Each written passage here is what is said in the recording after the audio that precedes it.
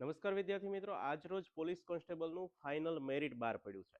ઘણા બધા વિદ્યાર્થીઓ જેમનો વારો આવી ગયો છે એમના ઘરે આજે ખુશી હશે, એમને ખૂબ ખૂબ અભિનંદન.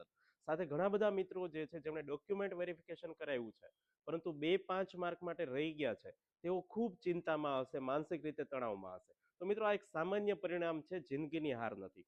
શું શું આમાં કચાશ રહી છે એ વિચાર કરવાનો સમય છે, અને આવા વિદ્યાર્થીઓ માટે આ વિડીયો છે. એમના સુધી જે વિદ્યાર્થીઓએ ડોક્યુમેન્ટ વેરિફિકેશન કરાવ્યું છે પરંતુ મેરિટમાં 2-5 માર્ક માટે રહી ગયા છે, એમના માટે આ વિડીયો છે. કારણ કે ચાણક્ય એકેડેમી ભાવનગર ખાતે આવા વિદ્યાર્થીઓ માટે એક સ્પેશિયલ ફ્રી બેચ શરૂ થવા જઈ રહી છે. જે બેચ 6 મહિના સુધી આવા વિદ્યાર્થીઓને ફ્રી શિક્ષણ આપશે. હા વિદ્યાર્થી મિત્રો, ચાણક્ય એકેડેમી ભાવનગર ખાતે જે વિદ્યાર્થીઓ ડોક્યુમેન્ટ વેરિફિકેશન કરાવ્યું હોય પરંતુ ફાઇનલ મેરિટમાં રહી ગયા છે, એમના માટે 7/12/2025 રવિવાર સાંજે 6 કલાકે એક સ્પેશિયલ બેચ શરૂ થવા જઈ રહી છે. સમગ્ર ગુજરાતમાંથી કોઈ પણ ભાઈઓ બહેનો આમાં આવી શકે છે.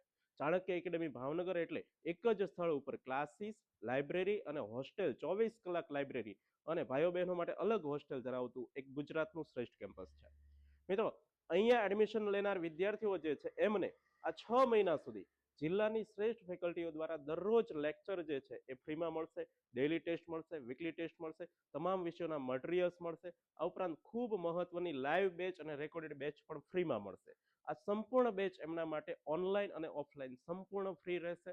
સાથે હા, આવા વિદ્યાર્થીઓ જે પણ સમગ્ર ગુજરાતમાંથી આવે એમને 6 મહિના સુધીની આ બેચ ફ્રી રહેશે, પણ તેમને માત્ર હોસ્ટેલમાં રહેવાનો ખર્ચ અને લાઇબ્રેરીનો ખર્ચ અને જમવાનો ખર્ચ, આટલો ખર્ચ માત્ર એમને ભોગવવાનો રહેશે.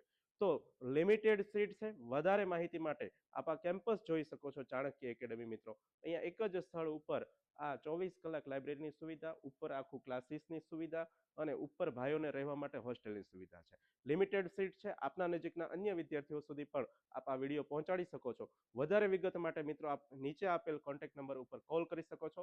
Thank you. જય હિન્દ.